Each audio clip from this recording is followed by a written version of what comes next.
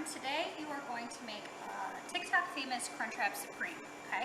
This is part of your costing unit. The first thing we're going to do is cook up some ground beef. Now, if you don't want to add any beef to your Crunchwrap Supreme, you don't have to, but I will demo how to actually make the ground beef. So it always starts off obviously pink or red. We're going to cook it to 155 or until there's absolutely no pink. So partner number one, you are going to literally chop up the ground beef. You guys are getting a 1/3 cup and you're going to divide it up in half. I'm going to just cook the whole packet just so we're not wasting food. Okay, so while this is cooking, I'm going to kind of show you everything else. You're going to need 3 skillets total. I'm going to teach you how to saute. Okay, so just a little reminder, saute, we're going to do medium to high heat, a little bit of fat, okay? And why are we sauteing? Because you have the option of adding vegetables to your Crunchwrap. If you want to keep it original and just do ground beef, some nacho sauce, a little bit of lettuce, you're more than welcome to. Otherwise, I am also going to demo how to make vegetables. Notice everything is completely separated. Everything is in baggies. I have gloves on, just so there's absolutely no cross-contamination. And then if you notice, my ground beef is really nicely cooking. I am not working with high heat. I'm working with medium heat, so about a 5 is perfect. If you crank it up to a high, you're just gonna burn it, okay? You do not need to add any sort of fat on the bottom of your skillet because ground beef is very fatty as is. If you notice, there's gonna be a lot of excess oil, so you do not need to, unlike chicken, you do not need to add any butter or oil to your skillet, okay? So I'm working also with a wooden spoon just so I don't scratch my pan. All right, so that's gonna continue cooking and I'm gonna continue to kind of show you everything else. You're gonna use skillet number 3 or the leftover saute skillet with your vegetables to actually toast your Crunchwrap Supreme, okay? So this is part of your mise en place. My other part of my mise en place is actually using a taco seasoning packet. Now your teacher might have something like this, or they might just have the taco seasoning in like a GFS container, okay? So just kind of follow along with their directions.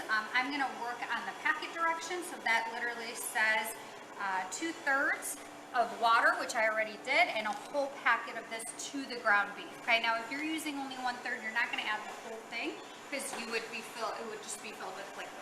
All right, I like to drain my fat, so I'm going to kind of show you how to do that as well. All right, but this is going to continue to cook, and then the minute this is cooked, I like to incorporate my sauce, and then I like to kind of boil it in so it really incorporates the spices. All right, so that's cooking. Let me show you my last step of my mise en place. I cut up some jalapenos. I'm not going to saute jalapenos. I like them fresh, so I'm going to add some jalapenos to my Crunchwrap. I love some tomatoes, so I cut up Roma tomatoes. Roma tomato is not as juicy, and one step that I kind of want to show you with my Roma tomato, let me change gloves, is take out the seeds first. So if you notice, I took out the pulp, and I saved you this tomato so you can actually see. I would scoop out the entire pulp, and then I would dice, okay? So then you're left with something like this, and it's not mushy. That's gonna go into my Crunchwrap. I julienned my peppers. I removed all the seeds. That's going to go into my sauteed skillet. So I'm going to do that. And I sliced up my onions. My onions are going to go first after my ground beef. And I'm going to cook them until translucent. Okay, so clear or a little golden. And then I'm going to add my peppers. My last step, I'm going to work with some cheddar cheese. So it's going to give it that traditional Crunchwrap Supreme flavor, and then some sour cream, lettuce, and cheese. All right, I'm gonna finish cooking this up, so we'll be right back. My ground beef is fully cooked. All right, there is just a little bit of pink, but remember it's gonna boil. So I like to drain this fat off, otherwise it's just extra fat. If one partner wants to kind of hold, just be careful. Just like that, just make sure it doesn't fall in, and then I'm using a cup. Okay, we're not directly adding this to our drain. Just like that, just that extra you don't want to be cooking with. Put this back on, add your spices, and then let this boil just a little bit. It's going to incorporate all that flavor, all those spices, and it's going to make sure that your ground beef is cooked to 155 degrees, okay? So there's literally 0 pink, just like that. While that's cooking, I'm gonna start preparing So you probably need 2 induction burners while that's cooking. I'm going to demo how to saute. So ground beef is going to continue. A little bit of fat, high to medium heat. I like to work with medium. And then this is the way to cook until translucent. I'm going to add my peppers. They're going to cook until they're soft because again, I want to add these to my Crunchwrap Supreme. All right, one quick review. So this unit is all about costing, okay? So you've been working with your measurements, you've been working with your equivalents. Look, one perfect idea is this can, okay? So if we ordered through our vendor GFS and there were 6 cans, okay? We would do the cost of unit divided by, or the cost of our full product divided by our units. Now I'm only using 1 can of this, okay? So let's say the whole box of 6 was $50, okay? I would divide this by each can. So I knew that so I knew the price of my 1 can, okay? Thank you so much. So that's one example of how you'll be costing out your product, okay? The cheese is one example. The Roma tomatoes, how many come in a container to figure out the 1 unit cost. Your cheese, your lettuce, all right? You're going to be kind of dividing up your equivalents to determine how much you need. I don't need a full can, all right? I just need 2 tablespoons. All right, so here are my onions. I'm gonna cook them just a little bit longer. If they start drying out, you want to add it just a little bit more oil. You can, but I would not drench them. Like that. Remember, my ground beef is cooking in with the sauce. So that's partner number 1. Partner number 2, you are sauteing. I'm going to add my peppers. You want to cook your peppers until they're nice and soft, so that's exactly what we're going to do. At the same time, start cutting up your tomatoes if you wish. Cut up your jalapenos, grab your cheese, grab your lettuce. And while this is cooking, I'm going to show you the Crunchwrap Cap. Okay? So the first thing you're going to do is just cut your big burrito style tortilla, not in half, okay? You're just going to cut it up into the center, all right? Just like that. So then the trick is that you're going to literally fold, just like that. You don't want to completely stuff them because your food's going to fall apart. So I love sour cream, so I'm going to do a little bit of sour cream and a little bit of nacho cheese. I'm going to show you, I like that the sour cream holds everything in place. I'm going to do a swirl of sour cream.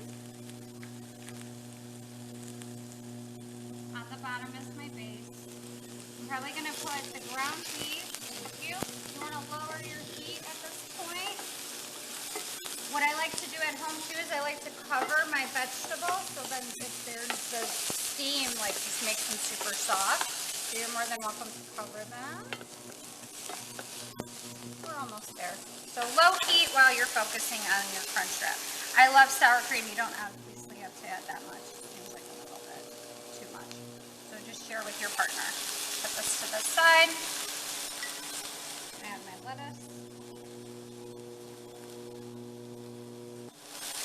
So now if you flip it over, I like to do just the lettuce on the bottom so that it doesn't fall on me. I'm going to do cheese. This is what I'm going to do. I'm going to spread some nacho cheese sauce right here. You know what they also do is if your teacher has leftover chips, they crunch up chips, they put it in the center. If that's what you like, you don't need to. Thank you. Here's some chips. Because who doesn't like chips? Okay, touch them up.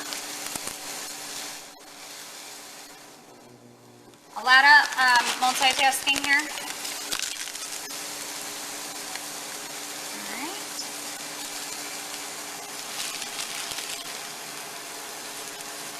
I'm going to add my peppers. Just one a little bit.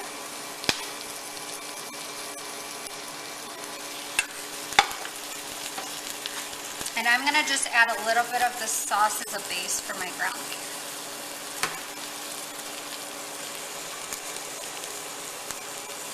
ground beef is nicely cooked.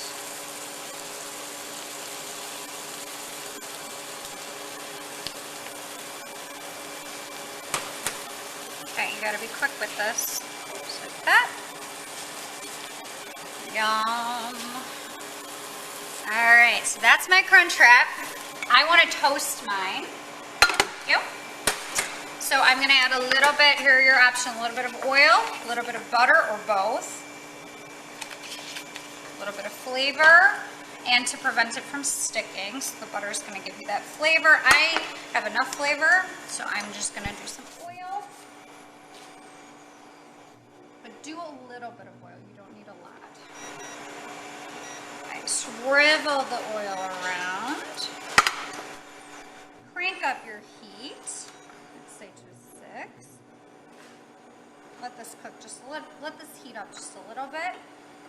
And then we're gonna drop this Crunchwrap in. We're gonna toast it on both sides. So add this here, you need a turner or a spatula. Okay, so I'm gonna go get a turner. This is gonna cook 1 to 2 minutes on each side, and then I'm gonna show you the final product.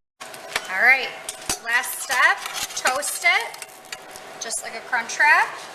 Now, you are more than welcome to eat your leftover toppings, drizzle them on the top, like fresh jalapeno, fresh tomato, a dollop of sour cream, but otherwise, this is your Crunchwrap Supreme. Enjoy!